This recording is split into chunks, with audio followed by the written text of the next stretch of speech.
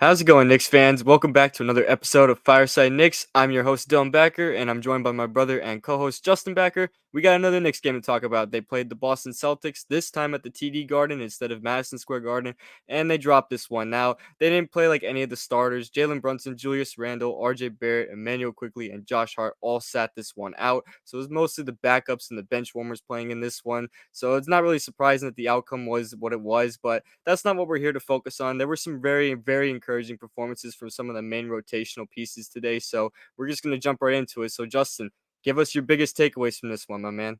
Yeah, like you said, the outcome of this game doesn't really matter, especially when you consider that most of the starters, Emmanuel Quickly and Josh Hart, all sat this game out. So the outcome does not really matter. That's not what we're here to focus on. So, some performances that I kind of want to highlight. First off, I want to talk about DiVincenzo. He really struggled in this one. He had 15 points, but he did have 6 turnovers, and he was very inefficient from the field. He shot 3 for 12, 3 for 10 from three. Obviously, I'm not going to hit the panic button on him. It's preseason. That's a lot of shots that he got up. I don't know if he'll get that many shots up in a regular season game. I don't know how many times he'll get that many shots up in a regular season game. So I'm not going to press the panic button on that, but it is noteworthy that, he struggled the way he did. Miles McBride, Deuce McBride, I guess, if you will, had another great game. Obviously last game he was perfect from the field. Today he had 16 points, 6 assists. He included 4 steals. He was just great on both ends. We know what Deuce can do. We know he's, a two-way threat. So not too surprising there that he played the way he did with extra minutes. Both centers had a great game again. I thought Isaiah Hartenstein in particular was pretty good. He was 6 for 11 from the field. He even hit a 3. So, that was interesting to kind of see him space out a little bit. I thought that was pretty cool. What else? Let's see. Quentin Grimes, though, star of the game by far. 7 threes, 7 for 12 from 3, 22 points. We talked in the last episode about how we wanted him to be more confident and, take more shots. And that's exactly what he did today. Obviously, he was in a bit of a heightened role. All the starters were out. He was pretty much the only starter aside from Mitchell Robinson who played in this game. So, but it was nice to see him kind of take advantage of the fact that he was going to get more shot opportunities and stuff like that. So very encouraging to see what he can do with confidence. Me and you both stressed that he needs to be more confident with the ball. We want to see him shoot the ball, and this is exactly why. He just basically effortlessly drained 7 threes, which is incredible. So we already know what he can do defensively. So if he can get it going offensively like that, that's another two-way threat that we have on our team. So all in all, some great individual performances. Obviously, they lost this one, but who really cares? It's the preseason. We're not focused on that. So, yeah, those are kind of my main takeaways from this one. Right. I thought you hit on some very good points, especially Quentin Grimes. We emphasize, like you said, we emphasize that he needs to shoot the ball more, be a little more confident from 3-point range, especially because that's, he's on the court for the defensive purposes, of course, but, at the end of the day, he is our starting shooting guard. We want the guy to score, and we've seen him become such a flamethrower from outside. That's exactly what he did tonight. 7 3-pointers. He only took one shot inside the 3-point line. I thought that was pretty funny, but I'm glad to see him, trying to see what he can do from outside. There were times at the beginning of the game, it looked like he was kind of forcing some shots a little bit, just trying to, get some shots up in any way he can. But then after that, he just couldn't miss. He was on fire completely. He was completely dominant from outside. 22 points, very, very solid performance. Very, very pleased with that, especially given the, kind of silence that he was having the first 2 games. Not much was going on from him in those games.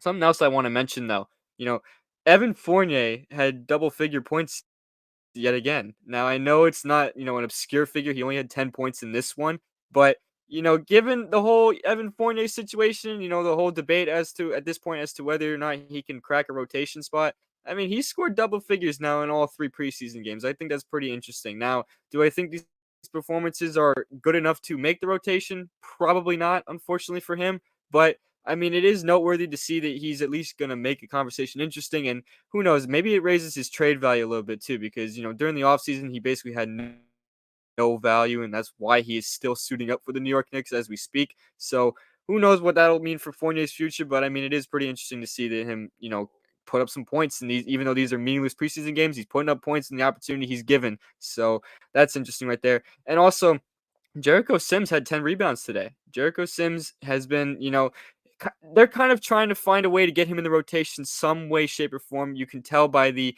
mixing, matching of the, the 2 center lamps that they keep running out there. Today they started Mitch and Sims together, which I thought was pretty interesting. Seeing them kind of mix and match that, it's a weird fit in my opinion. I don't really like Sims at the 4. Honestly, it's not like he's a floor spacing big, so I don't really know how I feel about that. In today's NBA, your power forward kind of needs to be able to space the floor, or at least your center if your power forward can't do it. One of those guys needs to be able to. And the Knicks don't exactly have like, floor spacing bigs outside of Julius Randle if you count him as a big. Isaiah Hartenstein has a little bit of floor spacing ability, but we all know that's not his strength, right? So it, it confuses me when I see that lineup, but I mean, Sims did play well. 10 rebounds, 8 of them off defensive, excuse me. He had 3 assists, he had 3 blocks as well. So he was cleaning up well on the glass. I thought that was some good performances from him. Like you said, Mitchell Robinson played pretty well too. He's had a very strong preseason all around. I really think he can end up making a defensive player of the year conversation this season. Obviously, you don't want to make a bold assumption off of some preseason action, but he looks very athletic. He looks like he's in the best shape of his career right now. So I'm really excited to see what Mitchell Robinson can do going into the regular season. But those were some of my biggest takeaways from this game. I want to pass it back off to you, see if you got anything else to add and what's upcoming, because they got one more preseason game left and then it's on to the regular season. So go for it, my man. Yeah, you mentioned Sims a lot in that in what your takeaways were, and I just got to be honest, I really don't see any kind of way that Sims can carve out a role in this rotation. There's no lineup that the Knicks can run that he fits in, being that he doesn't space, like you said. Both the Knicks centers that are in the rotation do not space either. So I really don't see a role for Sims in the rotation at all. I think he's going to be the odd man out once again. Obviously it's very cool to see that he's playing well in the preseason. Shout out to Sims. No disrespect to Sims at all.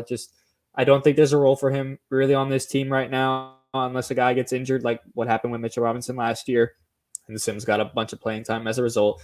Unless that happens again, I really don't see a role for him.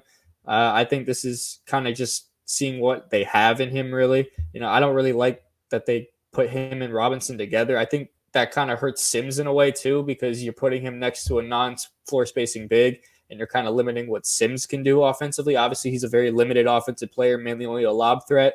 But when you're playing him alongside Robinson, now you're really limiting that, and there's almost nothing Sims can do. So, that's just kind of how I feel about Sims. I don't think he's a bad player by any means. I don't really see a role for him on this team.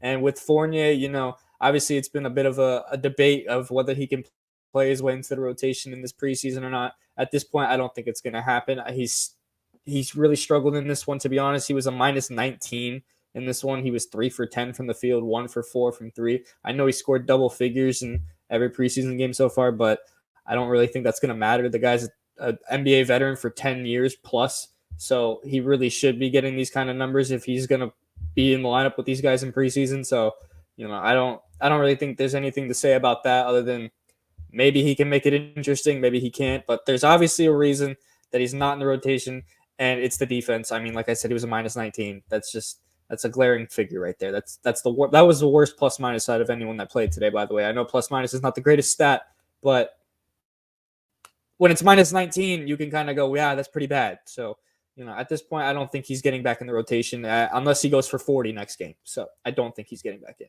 And yeah, that's kind of my final thoughts on this. There's not really much else to add. A lot of the starters didn't play in this one. They'll probably all play tomorrow when the Knicks take on the who do they play tomorrow? Let's see. When they play the Wizards, they play the Wizards tomorrow. Yeah, they play the Wizards. So, we'll probably see most of the starters tomorrow. And, hopefully we have more to discuss, because this one was just kind of a lot of the backups playing. The Celtics obviously were at full strength, so we kind of saw what they were about. They look scary. So, yeah, other than that, I really don't have much else to add. Yeah, no, like you mentioned, the Celtics were at full strength. The first time the Knicks played the Celtics in the preseason, they sat all their guys because the Celtics were on a back-to-back. Now the Knicks are on a back-to-back, so the Knicks sat all their guys this time around. We've yet to see these two have both their teams at full strength, but we will next week when they play on opening night against each other. But,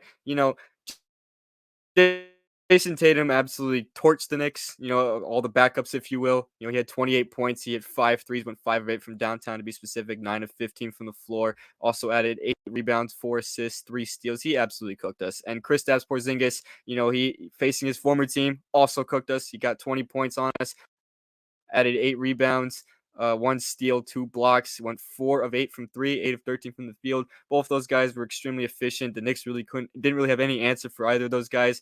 Now we're not going to look too deeply into that, only because it was all the backups playing, and quite frankly, more than half the guys that played tonight are not even going to crack a spot in the rotation. So I'm not looking at that too deeply, but Boston is going to be a very good team. It was evident by tonight. I mean, even without looking at tonight, just looking at the lineup up and down, their starting five is one of the best starting fives, if not the best in the entire NBA. So, just looking at that, it's gonna be a battle. It's gonna be tough to face Boston on opening night. I'll just say that. But with that being said, I mean, there's not much else to add to this game really, other than the defense wasn't good. We all know that it was probably because of the backups playing. Also, just Boston has a very relentless offense. We mentioned the centers, we mentioned DiVincenzo's playing, kind of struggled, but obviously we want to give Quentin Grimes another love here because he did play amazing. Easily was the player of the game. 7 3-pointers, man. I mean, that guy is an absolute flamethrower. I want to see more performances like that. Now, obviously, I know given that he's not, the number one option on the Knicks, quite not even the number two option, he's not going to get nights like that every single night. But it's encouraging to see him be able to have a night like that because, if other guys are having off nights, that you can kind of rely on him a little bit to kind of jumpstart some offense a little bit. So I'm really pleased by that. That's like the biggest takeaway, really, with Quentin Grimes' performance, especially. Everybody else, not much going on, and like you said, Fournier is probably not going to make the rotation at this point. It's unfortunate that he wasn't able to, really make the cut, if you will. But I mean, like you said, you can't really, even though a negative 19 on a plus minus, you don't like to look at plus minus, but a negative 19 is not really exactly not hard to argue with, I guess, if you will, because I mean that should just tell you right there just how bad he was on one end of the floor compared to the other. So even though he put double figures again, you're right. He was very inefficient. He was ineffective. He was, quite frankly, a cone on defense. So, we're not going to really look at that too deeply as I initially had proposed it as. But with that being said, guys, the Knicks play one more preseason game. They play the Washington Wizards tomorrow night. They have a back-to-back. We'll probably see more of the starters in that one since it's the other night of a back-to-back and they're back at MSG. So we'll probably see Brunson, Randall, Barrett, quickly those guys play in that one. And then after that, it is the regular season. I am so excited for the regular season. Cannot wait for it. It is about a week away from now, as at the time of this recording. So really, really excited for the regular season. Cannot wait. We'll make sure to get you guys covered with not only the final preseason game, but also regular season game, coverage as well. We'll get you some live streams as well. The hope is that we will do a live stream on opening night. So be on the lookout for that if you're watching this right now. But with that being said, guys, thank you guys so much for watching this. You can check us out on our platforms. We're on X, Instagram, TikTok, Facebook, of course, this YouTube page. The audio versions of the podcasts are on Apple Podcasts and Spotify. Make sure you give us a 5-star rating on those. Make sure you like, comment, subscribe on this YouTube video. And we'll see you guys in the next Fireside Knicks episode. Peace out.